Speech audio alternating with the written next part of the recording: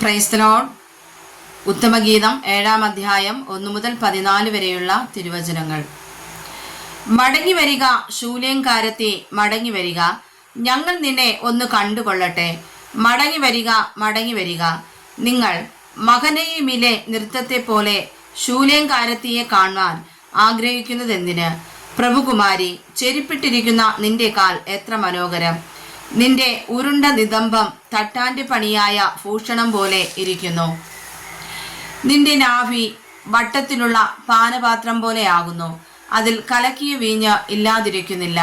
നിന്റെ ഉദരം താമരപ്പൂ ചുറ്റിയിരിക്കുന്ന കോതമ്പ് കൂമ്പാരം പോലെ ആകുന്നു. നിന്റെ സ്തനം രണ്ടും ഇരട്ട പിറന്ന 2 മാൻകുട്ടികൾക്ക് സമം. നിന്റെ കഴുത്ത് ദന്തഗോപുരം പോലെയും നിന്റെ കണ്ണ് ഹെസ്ബോനിൽ റബീം വാതിൽക്കലെ കുളങ്ങളെ പോലെയും നിന്റെ മൂക്ക് ദമ്മേശക്കിന് നേരെയുള്ള ലെബാനോൻ ഗോപുരം പോലെയും ഇരിക്കുന്നു. നിന്റെ ശിരസ് കർമ്മേൽ പോലെയും നിന്റെ തലമുടി രക്താംബരം പോലെയും ഇരിക്കുന്നു. രാജാവ് നിന്റെ കുന്തളങ്ങളാൽ ബദ്ധനായിരിക്കുന്നു. പ്രിയേ, പ്രേമഭാഗങ്ങളിൽ നീ എത്ര സുന്ദരി! പ്രിയേ, പ്രേമഭോഗങ്ങളിൽ നീ എത്ര സുന്ദരി, എത്ര മനോഹര! നിന്റെ ശരീരാകൃതി പനയോടും നിന്റെ സ്തനങ്ങൾ മുന്തിരിക്കുലയോടും ഒക്കുന്നു. ഞാൻ പനമേൽ കയറും, അതിൻ്റെ മടൽ പിടിക്കുമെന്ന് ഞാൻ പറഞ്ഞു. നിന്റെ സ്തനങ്ങൾ മുന്തിരിക്കുല പോലെയും നിന്റെ മൂക്കിന്റെ വാസന നാരങ്ങയുടെ വാസന പോലെയും ആകട്ടെ.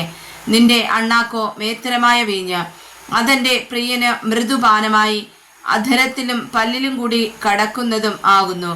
ഞാൻ എൻ്റെ പ്രിയനുള്ളവൾ, അവന്റെ ആഗ്രഹം എന്നോടാകുന്നു. പ്രിയ, വരിക, നാം വെളിം പ്രദേശത്ത് പോകാം. നമുക്ക് ഗ്രാമങ്ങളിൽ ചെന്ന് രാപ്പാർക്കാം.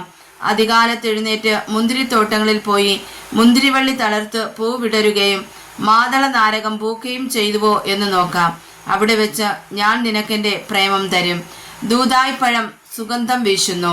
നമ്മുടെ വാതിൽക്കൽ സകലവിധ വിശിഷ്ട ഫലവുമുണ്ട്. എൻ്റെ പ്രിയ, ഞാൻ നിനക്കായി പഴയതും പുതിയതും സംഗ്രഹിച്ചിരിക്കുന്നു. വായിച്ചതായ തിരുവചനങ്ങളാൽ കർത്താവ് നമ്മെ സമർത്ഥമായി അനുഗ്രഹിക്കുമാറാകട്ടെ. ആമേൻ.